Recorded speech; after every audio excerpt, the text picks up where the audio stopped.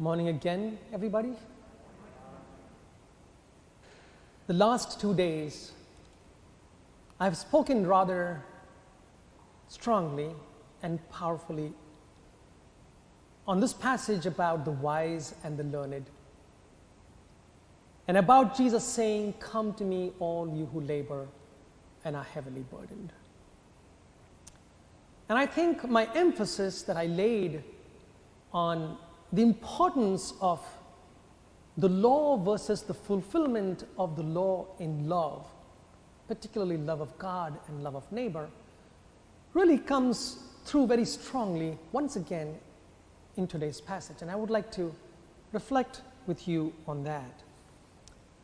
Now, having said that, I always give you the historical context for all of this, and I think it's important that I say this. We have to differentiate between this incident as it happened in Jesus' time and then how Matthew writes about it. And perhaps both of these things contribute to this passage. So I'm sure in one sense that Jesus was defending his disciples and he was trying to emphasize the fulfillment of the law.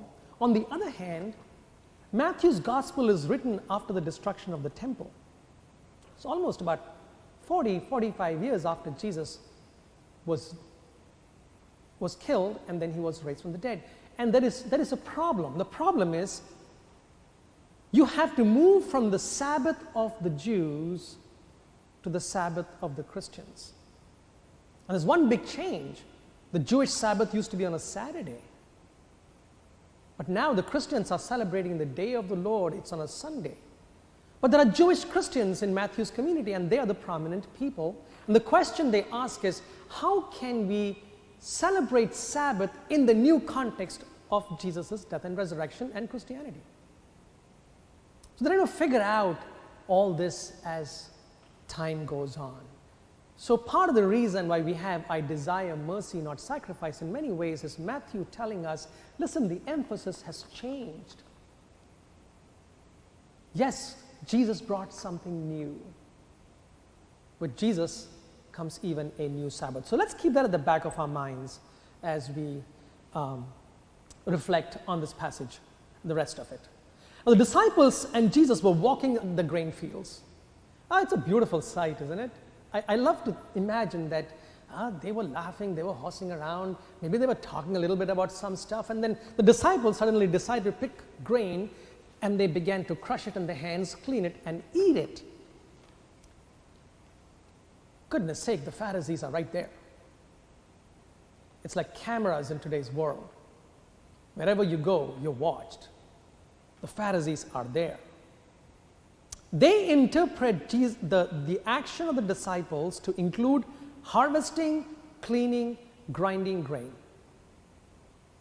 Now it happened to be the Sabbath. So you really could not do those activities according to the Pharisees. Now, here is what I said yesterday about laws being burdensome. Jesus says to his disciples, "Come to me, all you who labor and are heavily burdened, and I will give you rest." This is the burden, the oppressive interpretation of the law.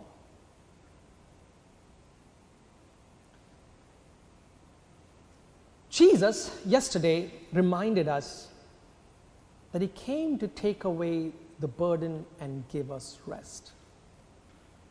Jesus does not throw away the law. He fulfills the law. And what is the fulfillment of the law? Love. Paul would say that later in one of his letters. Love is the fulfillment of the law, and Jesus is teaching us that. Now, what is the problem? What is the problem that the Pharisees are bringing to Jesus? Exodus 34:21 says, "On the seventh day you shall rest." And in the disciples' mind, in the Pharisees' mind, the disciples have broken the Sabbath. They've broken the law. Jesus gives two precedents from the Old Testament to justify what the disciples did. First, he gives the example of David and his companions who went to the temple and ate what was hungry. What is this incident? It is the story, you will find it in 1 Samuel 21, 1-6. The bread of the presence which David and his disciples ate, you find that mentioned in Leviticus 24, 5 to 9. The priests would set out 12 breads or 12 cakes in the sanctuary. The bread was finally consumed by the priests. It is not lawful for anyone else to eat that bread except the priest who set it out there. But David and his companions were hungry.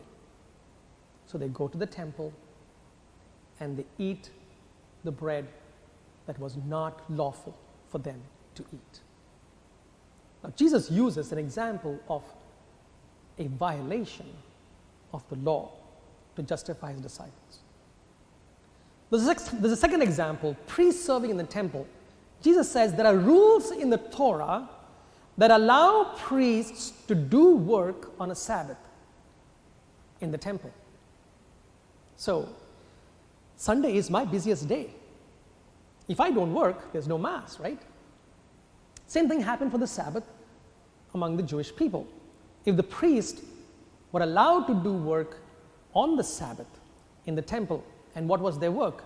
They set out the bread of the presence, the 12 cakes. And they doubled the daily burnt offerings. All this requires labor. So Jesus, by finding precedence in the Torah, justifies the activity of the disciples and says that their activity is within the confines of the Jewish law. However, Jesus' argument goes further. He goes from the less to the more. What is the less? David.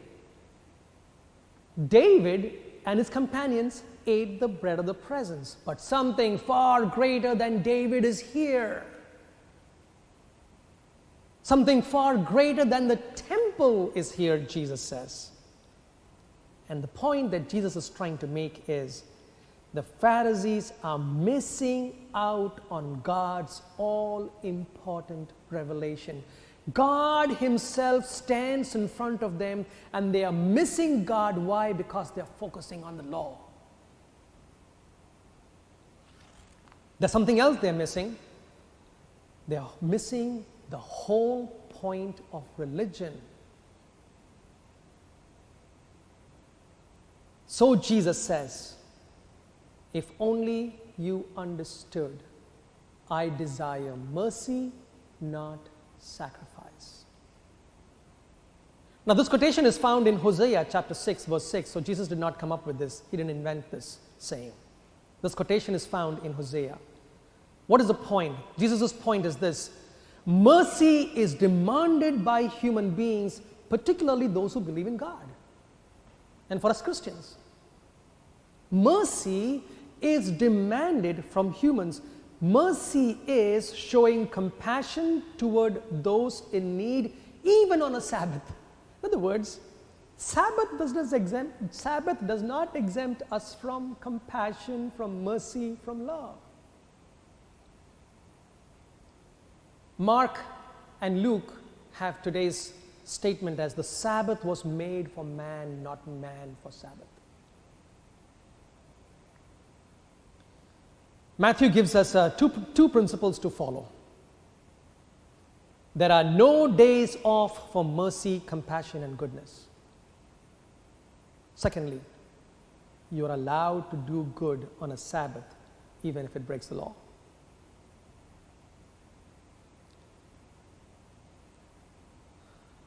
I have been struggling over the last few years about immigration and immigrants in our country.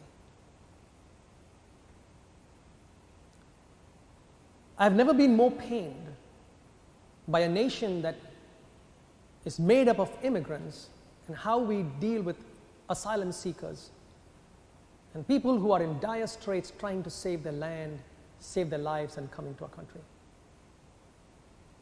And I have Catholics after Catholics arguing with me that the law of the land must stand.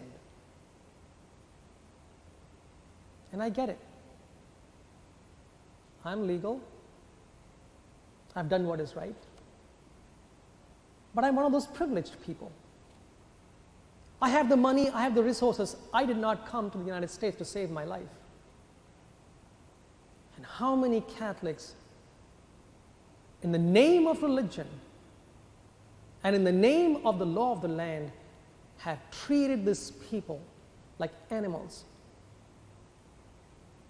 Like in the olden days of slavery, we have split their families, put them in camps, separated children, and let them suffer. Today, Jesus cries out to all Catholics and says, I desire mercy, not sacrifice. If we celebrate the Eucharist and then treat people like animals, especially the hungry, the thirsty, those who are trying to save their lives, and simply find room to breathe, then like the Pharisees, we have missed the point. Is that what Jesus needs? That we offer another sacrifice and then go out and treat people like animals? Wake up, America. Wake up. I desire mercy, not sacrifice. If only you would understand it. People of God said,